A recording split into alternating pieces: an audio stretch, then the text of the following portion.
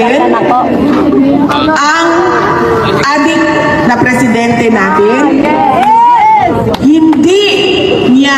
Hindi natin mapapabalik si dating Pangulong Rodrigo Duterte. So dalawang bagay po yun, ma'am.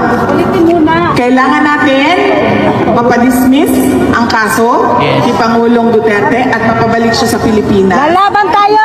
Iba po yung bagay na meron tayong galit at meron tayong kagustuhan na palayasin o patalsikin ang ating presidente ngayon. Tama!